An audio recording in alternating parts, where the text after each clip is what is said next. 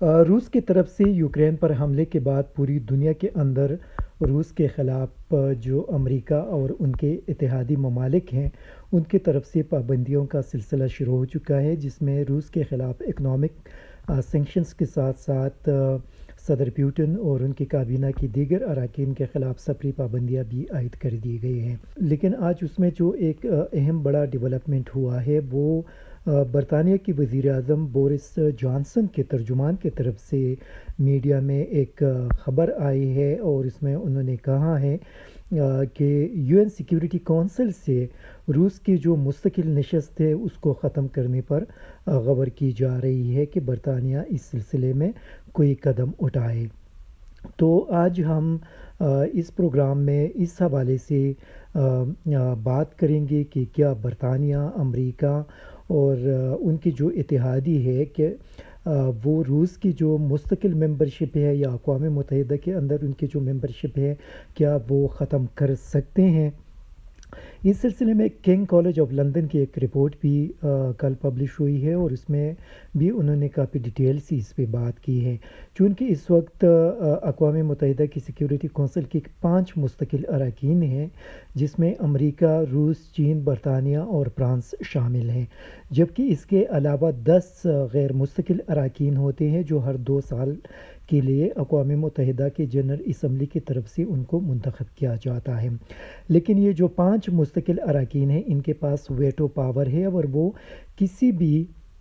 Issue کو اگر وہاں پہ ویٹو کرے تو اسی صورت میں اس پہ پھر مزید عمل درآمد نہیں ہو سکے گا سیکیورٹی کونسل کے اندر۔ چونکہ یو این کے جو چارٹرڈ ہے 1945 میں جب اقوام متحدہ قائم ہوئی اور اس کے بعد جو اس کا چارٹر بنا، تو اس کے مطابق اگر کسی ملک کی ممبرشپ کو ختم کرنا ہے تو یہ اختیار اقوام متحدہ کی جنرل اسمبلی کے پاس ہے، لیکن اس کے لیے اقوام متحدہ کی سلامتی کونسل سے ایک سفارش جائے گی، اور اسی سفارش کی بنیاد پہ اقوام متحدہ کی جنرل اسمبلی اس حوالے سے اپنا فیصلہ کرے گی۔ لیکن چونکہ یہاں پہ اگر فرض کرے امریکہ اور برطانیہ کوئی سفارش بھیجنا بھی چاہے اور وہ یو این سیکیورٹی کونسل کے اندر لے کر آئے، تو یہاں پہ روس اور چین دونوں موجود ہیں، اور روس ڈیفینیٹلی اس کو ویٹو کریں گے۔ جب اس کو اگر ویٹو کیا جائے گا تو اسی صورت میں وہ سفارش سلامتی کونسل سے یو این جنرل اسمبلی کی طرف نہیں جا سکے گا اور نہ جا سکتا ہے۔ اسی طرح برطانیہ کا چونکہ جو جس طرح وہ اشارہ کر رہے ہیں، اور جو یوکرین کی اقوام متحدہ کے اندر سفیر ہے انہوں نے بھی یہ بات کہی ہے، تو ان کا اشارہ بیسیکلی سوویت یونین کی طرف تھا، چونکہ یہ جو روس کا مستقل ممبرشپ ہے یہ بیسیکلی سوویت یونین کا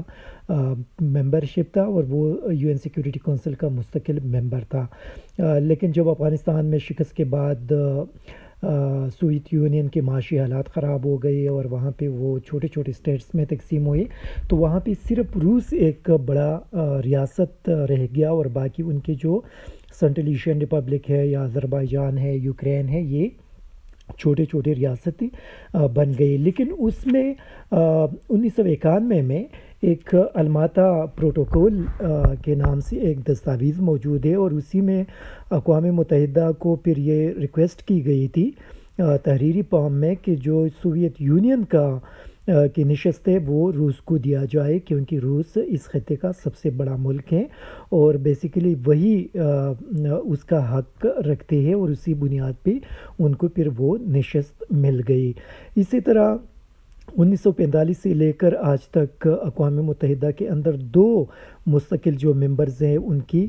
سٹیٹس تبدیل ہو چکے ہیں، ایک روس کا تھا اور دوسرا چائنا کا۔ چونکہ 1945 سے 1971 تک چائنا کی جو مستقل نشست تھی وہ اس وقت ریپبلک آف چائنا جو بیسیکلی آج کل کے تائیوان ہے یہ ان کے پاس تھا، اور 1971 میں جب امریکہ نے چین کو تسلیم کیا اور چین کے جو ایشوز تھے وہ ان کے ساتھ حل ہو گئے، تو اس کے بعد پھر چائنا کا جو مستقل نشست ہے وہ موجودہ چین کو مل گئی، کیونکہ بیسیکلی پوری چائنا کے اوپر کنٹرول ان کا تھا، تائیوان کا صرف ایک حصہ تھا، اور پھر یہ بھی تسلیم کیا گیا کہ تائیوان کوئی علیحدہ ملک نہیں بلکہ چین کا ایک حصہ ہے۔ تو اسی وجہ سے اس پوری صورتحال کو اگر آپ دیکھ لیں تو میرے خیال میں یہ کافی مشکل ہوگا ان کے لیے، کیونکہ اس میں ایک اور بھی 1991 میں جب بالٹک شپنگ ایک جو وہ ڈوب گئی تھی نیوزی لینڈ کے قریب، تباہ ہو گئی تھی، اور پھر وہاں پہ آسٹریلین ایک عدالت میں ان کے حوالے سے انشورنس کا ایک کیس چل رہا تھا، تو U S S S R کی جگہ روس نے وہ سارا پیمنٹ اور جو لائبلٹیز تھی وہ انہوں نے پے کی تھی، کیونکہ وہ بیسیکلی ایک ان کے ساری جو لائبلٹیز تھی وہ روس نے اپنے ذمے لی تھی۔ لیکن یہاں پہ سب سے ایک جو بڑا امپورٹنٹ مسئلہ بنے گا وہ انگلینڈ کے لیے ہوگا، اور یہ رپورٹ ہے یہاں پہ کنگ کالج آف لندن کی ہے، اس میں انہوں نے اس ایشو کو اٹھایا ہے کہ اگر برطانیہ اس ایشو کو وہاں پہ اٹھائیں گے سلامتی کونسل کے اندر، تو پھر وہاں پہ یہ بھی ہو سکتا ہے کہ جو موجودہ برطانیہ ہے یہ بیسیکلی جو مستقل نشست تھی وہ انگلینڈ کا تھا، اور انگلینڈ کا 1945 میں آپ لوگوں کو یاد ہوگا کہ وہاں پہ پھر ان کی کافی ساری ریجن پہ حکومت تھی، اور اس میں سب کانٹیننٹ بھی شامل تھا جو آج کا پاکستان اور انڈیا ہے۔ تو پھر یہاں پہ اسکاٹ لینڈ چون کے ایک جو انہوں نے بعد میں ریفرینڈم کے ذریعے ان سے علیحدگی اختیار کی، تو اسکاٹ لینڈ وہاں پہ ان کے لیے مشکلات پیدا کر سکتی ہیں، اور وہ یہ کلیم کر سکتا ہے کہ جو برطانیہ کی نشست ہے وہ ان کا حق بنتا ہے۔ تو اسی وجہ سے ماہرین کا یہ خیال ہے کہ برطانیہ یا یوکرین کی جو خواہش ہے وہ ان کی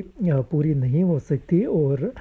رشیا کا جو مستقل ممبرشپ ہے یو این سیکیورٹی کونسل کے اندر اس کو ختم کرنا ناممکن، بلکہ مشکل، بہت زیادہ مشکل ہے بلکہ ناممکن ہے۔ ISTV پاکستان کو سبسکرائب کریں اور بیل آئیکن کو دبائیں مزید ویڈیو اور اپڈیٹس کے لیے۔